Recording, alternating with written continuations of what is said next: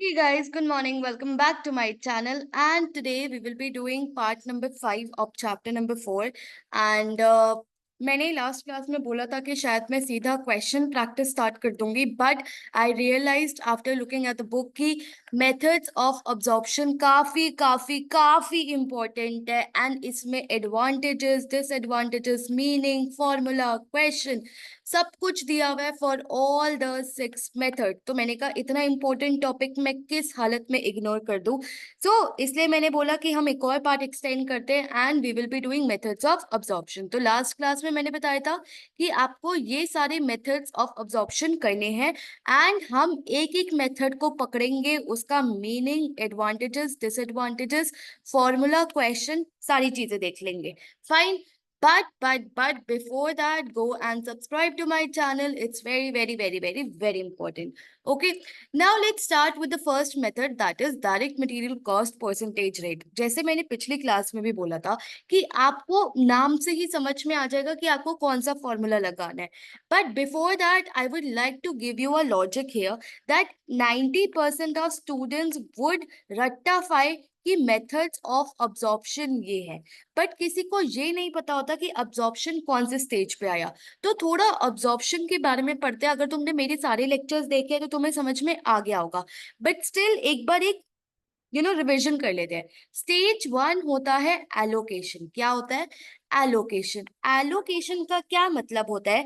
जब हम ओवरहेड की कॉस्ट स्पेसिफिक डिपार्टमेंट या स्पेसिफिक सेंटर में डालते हैं। फॉर एग्जाम्पल लेट्स से अगर मैं बोलूं डो मेकिंग मशीन, ठीक है, this is something that is directly use. तो डो मेकिंग मशीन डायरेक्टली किस में जाएगी? डो मेकिंग डिपार्टमेंट में। इसमें कोई कंफ्यूजन नहीं है, इसमें हम डायरेक्टली कॉस्ट को एलोकेट कर देते हैं टू अ स्पेसिफिक डिपार्टमेंट और कॉस्ट सेंटर। फिर आता है अपोर्शनमेंट। क्या आता है? अपोर्शनमेंट। अपोर्शनमेंट क्या होता है? जब हम सर्विस, मतलब जब हम कंफ्यूज होते हैं कि मैम सारे प्रोडक्शन डिपार्टमेंट्स इनकी फैसिलिटीज उठा रहे हैं, तो हम एक फेयर बेसिस उठाते हैं एंड उस बेसिस पे प्रोडक्शन डिपार्टमेंट में अपनी कॉस्ट को डिस्ट्रीब्यूट कर देते हैं, दैट इज अपोर्शनमेंट।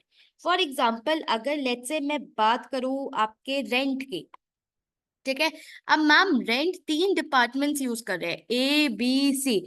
अब एलोकेशन में बहुत क्लियर था कि ए डिपार्टमेंट एक मशीन यूज कर रहा है, तो हम डायरेक्टली उस डिपार्टमेंट में वो कॉस्ट डाल रहे थे।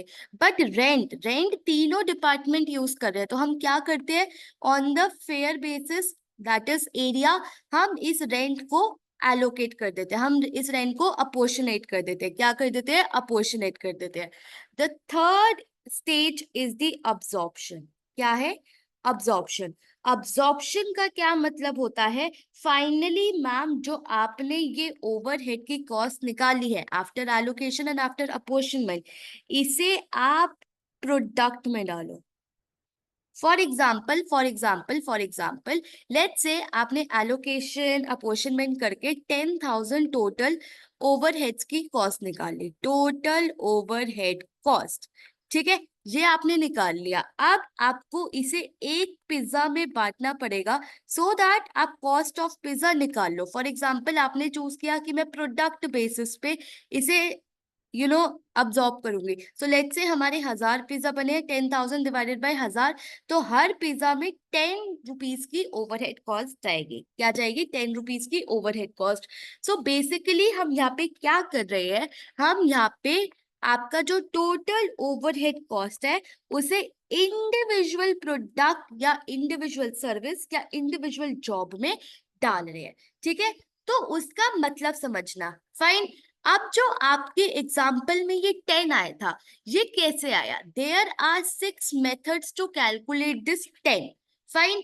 वो आज हम 6 मेथड कर रहे हैं। अब 90% of teachers will begin it without even explaining you कि भाई हो क्या रहा है, बट आई होप सबको ये समझ में आया होगा कि हम एग्जैक्टली कर क्या रहे हैं विद दीज 6 मेथड। तो अब तो इजी है। डायरेक्ट मटेरियल कॉस्ट तुम्हें पता है मैम, ओवरहेड कॉस्ट आई है और डिनोमिनेटर में क्या होगा? Direct material cost into 100। हम यहाँ पे क्या कर रहे हैं? On the basis of material, on the basis of direct material, we are actually absorbing the overhead cost. We are direct absorbing the overhead cost. ठीक है, अब देखो, the amount of overhead to be absorbed by a cost unit is determined by the cost of direct material consumed. Direct material consumed. तो production overheads upon direct material into 100. Advantage क्या है? Simple calculation है, और जो हमें data चाहिए production overheads and direct material, वो हमारे पास इजीली अवेलेबल है। डिसएडवांटेज क्या है कि मैम यहाँ पे हम डिफरेंशिएट नहीं कर पा रहे हैं कि आखिर ये मशीन ने बनाया या लेबर ने बनाया, स्किल्ड ने बनाया या अनस्किल्ड ने बनाया। आपने यहाँ पे लेबर को तो कंसिडर ही नहीं किया। ये पिज्जा आखिर किसने बनाया? मशीन ने बनाया, लेबर ने बनाया? अगर लेबर ने बनाया तो स्किल्ड ने बनाया या अनस्किल्ड ने बनाया? तो ये सब चीजें मुझे इस मेथड से नहीं पता चल पाएगी। सो अगर मैं एक सिंपल सा एग्जांपल देखूं कि आपके क्वेश्चन में प्रोडक्शन ओवरहेड्स दिया होगा, डायरेक्ट मटेरियल दिया होगा, सो आप ओवरहेड रेट निकाल लो। क्या निकाल लो? Overhead rate. So if the direct material of a cost of job is 1200, the overheads to be absorbed by 20%। तो अगर लेट से आपके पिज्जा का टोटल ओवरहेड कॉस्ट 1200 आया है, तो आप उसे हर पिज्जा में 20% के हिसाब से डालोगे। किस हिसाब से डालोगे? 20% के हिसाब से डालोगे। तो जो रेट है, this rate is telling me the rate of absorption, rate of absorption. The second method is direct labor cost. तो obvious सी बात है, production overheads upon direct labour cost into 100। Percentage है तो परसेंटेज रेट में आएगा, मतलब rate percentage में आएगा। सो 1% आ जाएगी, उस हिसाब से हम अपने ओवरहेड्स को अब्सॉर्ब करेंगे टू ईच पिज्जा। तो ओवरहेड एडवांटेज क्या है? Automatic consideration is given to time factor. Time factor कैसे आया कि मैम जितनी ज्यादा लेबर कॉस्ट होगी उतना ज्यादा टाइम स्पेंड हुआ होगा हमारे प्रोडक्ट के साथ। ठीक है, बट डिसएडवांटेज क्या है मैम? यहाँ पे भी मुझे नहीं पता चल रहा कि ये लेबर ने बनाया, मशीन ने बनाया, अनस्किल्ड ने बनाया या स्किल्ड ने बनाया। और मशीन के साथ बहुत सारे अलग ओवरहेड्स आते हैं जो उसमें एलोकेट होने चाहिए थे अगर वो मशीन से बना है, फाइन। तो लेट्स से प्रोडक्शन ओवरहेड्स आपको ये दिया हुआ है, डायरेक्ट लेबर कॉस्ट ये दी हुई है, तो 40% का रेट आया। दस the job for which direct wages are 200, तो हम किस बेसिस पे अब्सॉर्ब करेंगे? 40% पे। किस पे? 40% पे। Then prime cost is nothing but the combination of last two methods, जहाँ पे हम डायरेक्ट मटेरियल भी कंसिडर करेंगे एंड डायरेक्ट लेबर भी कंसिडर करेंगे। So prime cost is nothing but the combination of two methods, that is your labor and material. Then आपका denominator में prime cost चला जाएगा, रेट है तो इंटू 100 भी हो जाएगा। Since it is a combination of two methods, तो इसके एडवांटेजेस और डिसएडवांटेजेस भी पिछले दो मेथड से सेम है। तो अगर किसी जॉब की प्राइम कॉस्ट 500 है और उसका रेट 16% है, तो हम किस हिसाब से एलोकेट करेंगे? 16% of 500, that would be each product. Fine. Direct labour rate, guys यहाँ पे परसेंटेज नहीं है, so do you think percentage में आंसर आएगा? नहीं आएगा। क्या नहीं आएगा? परसेंटेज में आंसर नहीं आएगा। Then this is a rate per hour, not a percentage rate. Over simple नाम से, it gives full consideration to time, labour ज्यादा टाइम ज्यादा। It does not take account any factor other than labour, obviously material consider किया, ठीक है, machine आप consider नहीं करे। तो ओवरहेड रेट क्या आएगा आपका? 80 पैसा पर आवर, अगर आपका प्रोडक्शन ओवरहेड ये है और डायरेक्ट लेबर आवर ये है। इसका मतलब क्या हुआ? अगर एक जॉब 20 घंटे लेबर आवर ले रही है प्रोडक्शन के लिए, तो 16 कैसे? 20 इंटू 80 पैसा per hour will be charge for production overhead.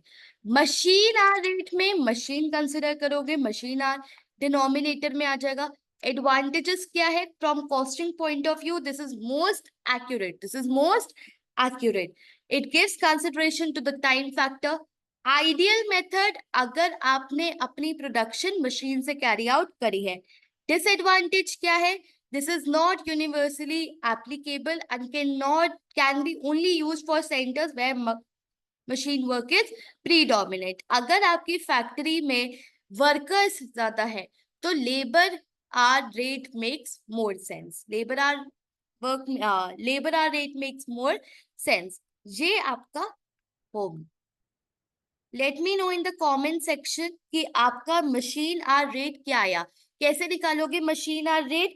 आपका production overheads divided by machine hour rate into 100 मत करना क्योंकि परसेंटेज नहीं है, इंटू परसेंटेज नहीं है. आंसर इसका 8.25 आएगा. Try at your own pace. थोड़ा दिमाग लगाओ and you will be able to do it very easily.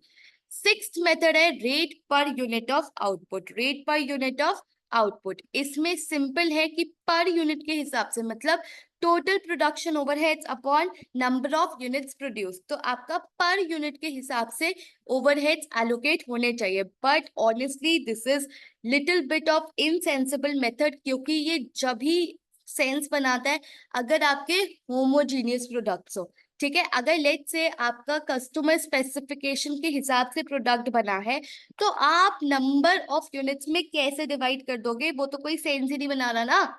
Okay, सो ये जब ही मेथड यूज होता है जब प्रोडक्ट्स आइडेंटिकल हो एंड अगर कस्टमर स्पेसिफिकेशन के अकॉर्डिंग बन रहा है तो ये आपका मेथड बहुत कम सेंस बनाता है and this method should not be used. तो 6 मेथड है, एडवांटेजेस है, डिसएडवांटेजेस है, मीनिंग है, फॉर्मुलेज है.